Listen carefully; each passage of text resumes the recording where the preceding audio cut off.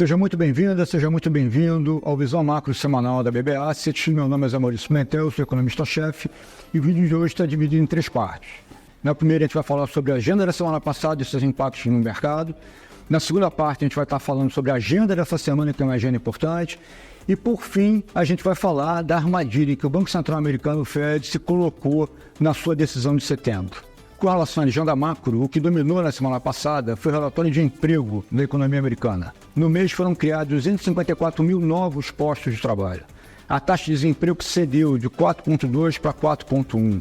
Os salários avançaram quase 0,4% no mês e acumulam uma alta de 4% em 12 meses.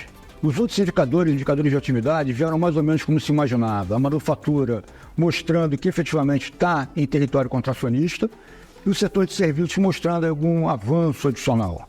Importante ressaltar que outro tema que dominou os mercados na semana passada foi a questão geopolítica. O risco de uma escalada da violência, uma escalada da guerra no Oriente Médio, que comprometa efetivamente o fornecimento de petróleo, acabou levando a uma grande pressão nos mercados. O movimento de aversão ao risco dominou quase toda a semana.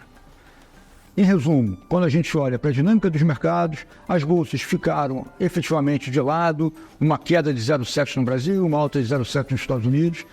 O mais importante foi o que se observou nos preços das commodities. O petróleo subiu quase 10% na semana e o minério 6%. Para essa semana que se inicia, os principais eventos são, no Brasil, na quarta-feira, a divulgação do IPCA de setembro. Na nossa avaliação, a variação no mês vai ficar ao redor de 0,49, 0,50, o que vai levar o acumulado em 12 meses muito próximo para o teto da meta do Banco Central de 4,5. A gente está com um número mais pressionado que o mercado está trabalhando com um consenso ao redor de 0,45 na variação mensal. E, na quinta-feira, a divulgação dos dados de inflação dos Estados Unidos. É importante perceber que, embora o Fed esteja dando mais foco ao mercado de trabalho, a inflação continua sendo uma questão significativa. Se a gente tiver correto, o número na variação mensal vai ser 0,1, o que vai levar o acumulado na variação interanual para 2,3%, o mercado vai comemorar. Contudo, a medida de núcleo, que exclui principalmente combustíveis, vai mostrar uma aceleração para 0,3%. A gente não espera que a deflação observada nos últimos meses em veículos novos, veículos usados, continue acontecendo. Então a gente vai ver um núcleo que vai avançar de 0,2% para 0,3% da variação mensal, o que coloca efetivamente sob risco a ideia de que a inflação dos Estados Unidos está convergindo de forma suave em direção à meta de 2% do Fed. Conforme eu falei no início do vídeo, a gente vai tratar nessa última parte sobre política monetária dos Estados Unidos. Se você viu o nosso vídeo, a super quarta-feira dos bancos centrais, você vai perceber que ali nós dissemos que, por mais que o Fed tenha se mostrado mais preocupado com o mercado de trabalho, essa é uma preocupação exagerada. Não faz sentido o Fed dizer que o mercado de trabalho nos Estados Unidos está arrefecendo de forma significativa. Os últimos dados mostram exatamente isto. Foram 254 mil postos de trabalho criados em setembro. Houve uma revisão autista de 90 mil postos de trabalho nos últimos 2 meses. Os salários avançaram na margem, acumulam 4% de alta na variação em 12 meses. Na segunda-feira, se encerrou a greve nos portos americanos.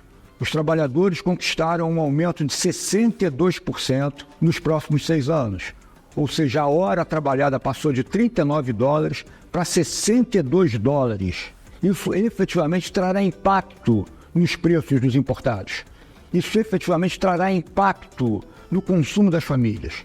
Então, quando o Fed diz que está preocupado com o mercado de trabalho e por isso começa o afrouxamento monetário e numa magnitude significativa, 50 pontos, o que o Fed fez foi, por ser assodado, se colocar numa grande armadilha. E a pergunta que a gente faz é: qual vai ser a próxima ação do Fed na reunião de novembro? Ele pode manter o ritmo de corte em 50 pontos, reduzir o ritmo de corte para 25 pontos, pode parar os cortes, ou pode, quem sabe, até retomar uma alta.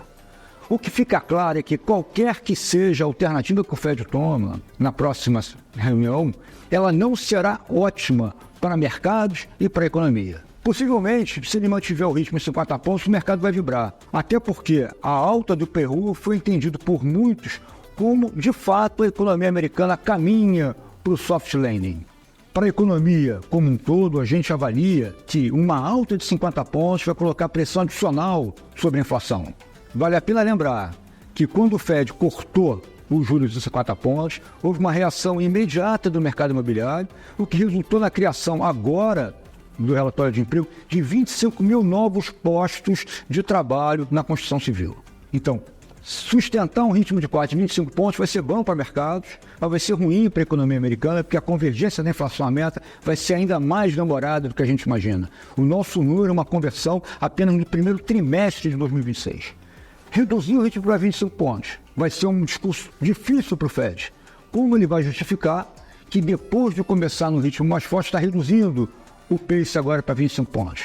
Isso possivelmente não vai ser bem entendido pelo mercado e também pode trazer implicações para a atividade.